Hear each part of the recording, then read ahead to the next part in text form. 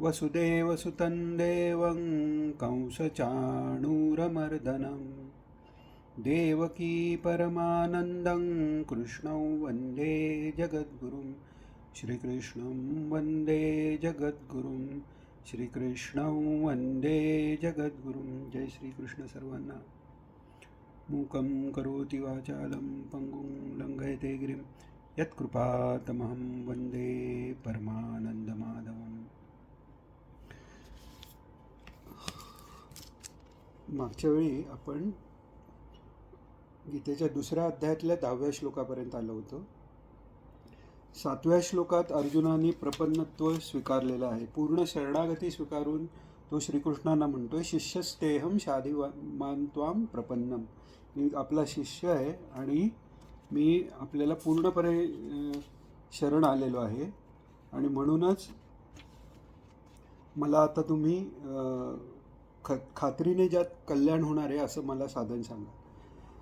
आता आपण आधी पाहिलं की अर्जुनाची इथे योग्यता अशी आहे की कार्पण्य दोषामुळे मला हे सगळं वाटतंय, हा मोह होतोय, ही त्याला जाणीव आहे, ही त्याचं कौतुक आहे. आणि तो जो मोह आहे तो पण सात्विकतेकडे झुकणारा आहे, कारण दुसऱ्यांना त्रास होईल आपल्यामुळे, आपल्यामुळे कुलाचा किंवा पूर्ण धर्माचा हे नाश होऊ शकेल. या सगळे विचार हे सेल्फ सेंटर्ड म्हणजे स्वार्थी विचार नसून लोकांबद्दलचे विचार आहेत. हेही कारण आहे की तो उपदेशाला त्याची तयारी आहे आणि म्हणून श्रीकृष्ण भगवान त्याला सांगतात. तर त्याची स्थिती बघून थोडेसे हसलेत भगवान. हसलेत याच्याकरता की आत्ता तो इतक्या वेळ तो स्वतःचं ज्ञान सांगतोय, पण आत्ता तो ऐकून घ्यायला तयार झाला आणि तो पूर्ण शरणागती ठेवून आता विचारतोय. म्हणून भगवान प्रहसन्निव म्हणजे असे खुदकन गालात हसलेत भगवान आणि त्यांनी आता उपदेशाला सुरुवात केली. आणि 11व्या श्लोकापासून दुसऱ्या अध्यायाचा खरा जो उपदेश आहे त्याला सुरुवात होते. श्री भगवान उवाच अशोचानन्वशोचस्त्वं प्रज्ञावादांश्च भाससे गतासून गतासूंश्च नानुशोचन्ति पंडितः. आता भगवान म्हणतात की तू ज्याचा शोक करायची काही आवश्यकता नाही आहे किंवा शोक करण्याचं काही कारण नाही त्याचा तू शोक करतोयस आणि दुसरीकडे ज्ञानासारखा विद्वानासारखा युक्तिवाद करतोयस. आता हे जे तू जो आव आणलेला आहेस धर्माचं, तू सांगतोय संकर वर्णसंकर वगैरे होशील असा तू ज्ञानाचा आव तरी आणलेला आहेस, पण खरे जे ज्ञानी असतात, विद्वान असतात, ते मेलेल्यांसाठी किंवा ज्यांचे प्राण गेलेले नाहीत त्यांच्याहीसाठी कोणाहीसाठी शोक करत नाही. म्हणजे आता इथे भगवान त्याला जाणवून देत आहेत की आत्ता तुझी जी काही स्थिती आहे ती ज्ञानांची नसते, म्हणजेच तू आत्ता ज्ञान तुझ्यापासून दूर आहे. त्यामुळे अज्ञानाच्या अवस्थेत तर जर तू आत्ता आहेस किंवा मोहाच्या अवस्थेत, त्यामुळे तुझे विचार हे बरोबर असण्याची शक्यता कमी आहे किंवा नाहीतच.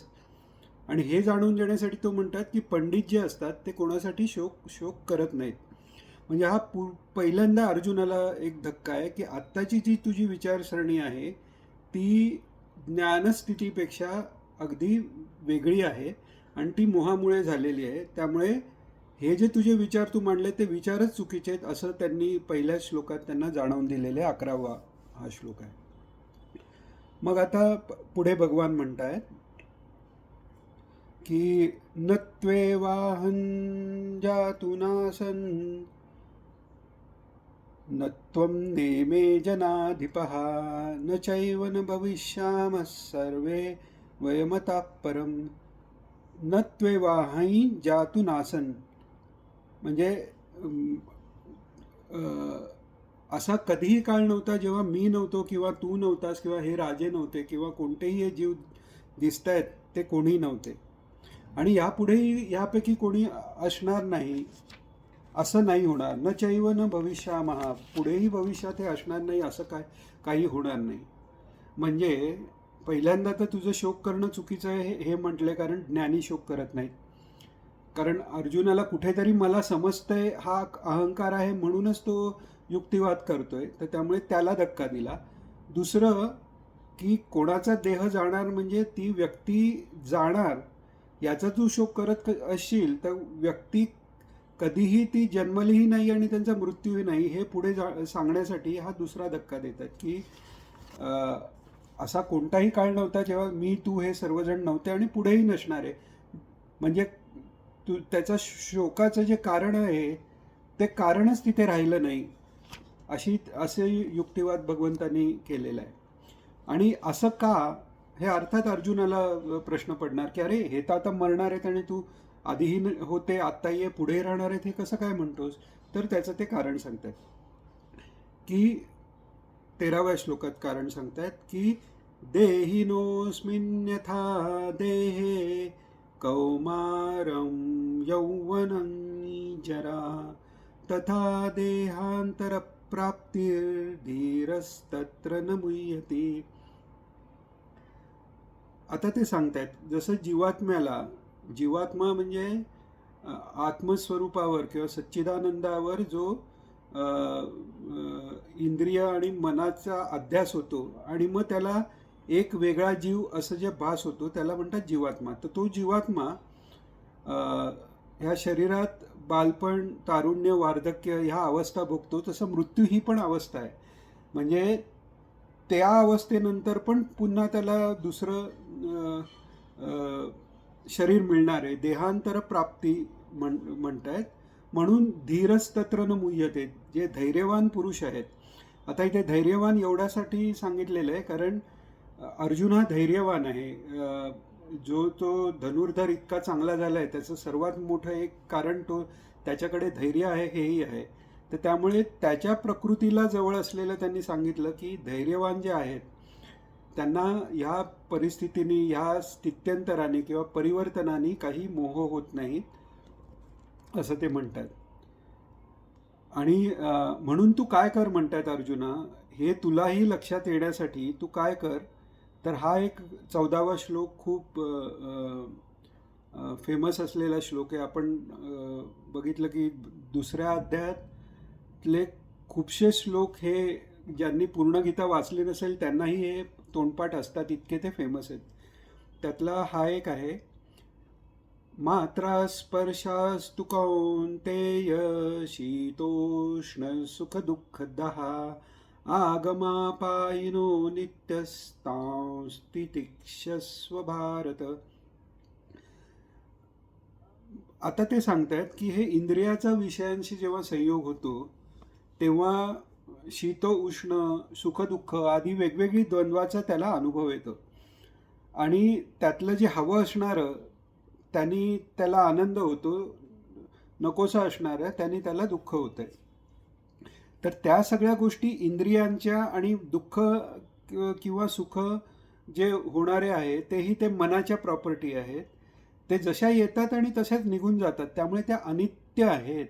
त्यामुळे तू तांस तितिक्षस्व भारत असं म्हणतात. आता तितिक्षा या शब्दाचा अर्थ बऱ्याच वेळा आपण गीतेचेही भाषांतरं पाहिली तर साहजिकच आहे की थोडक्यात जेव्हा भाषांतर करायचं असतं तेव्हा खूप विवरण करता येत नाही. तर त्यामुळे ते तू तांस तितिक्षस्व भारताचा अर्थ ते तू सहन कर असं म्हटलं जातं.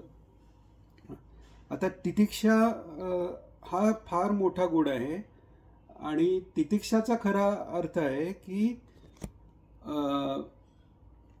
दुःखाची जाणीवच न होऊन देणे, ह्याला तितिक्षा म्हणतात. म्हणजे दुःख झालं आणि मी सहन करतो ही थोडीशी खालची अवस्था झाली. तितिक्षा अंगी बांधली तर त्याचं दुःखच होत नाही. याकरता भगवान दत्तात्रयांनी 24 गुरु केले. त्यातली पहिली गुरु जी आहे ती पृथ्वी आहे.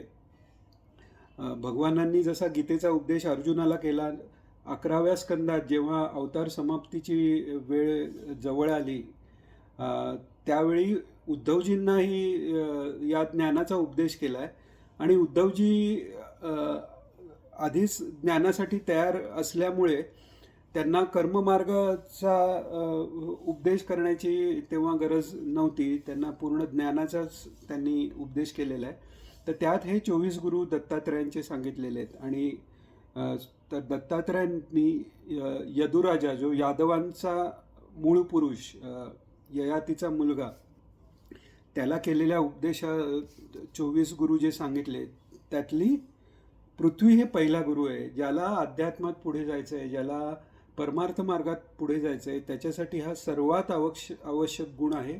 म्हणून तो पहिला भगवंतांनी ते गुरु दत्तात्रयांनी पहिला गुरु पृथ्वीला केलेला आहे. आणि इथे भगवानही उपदेशाच्या सुरुवातीला पहिला सर्वात गुण जो सांगतायत तो तितिक्षा सांगतायत.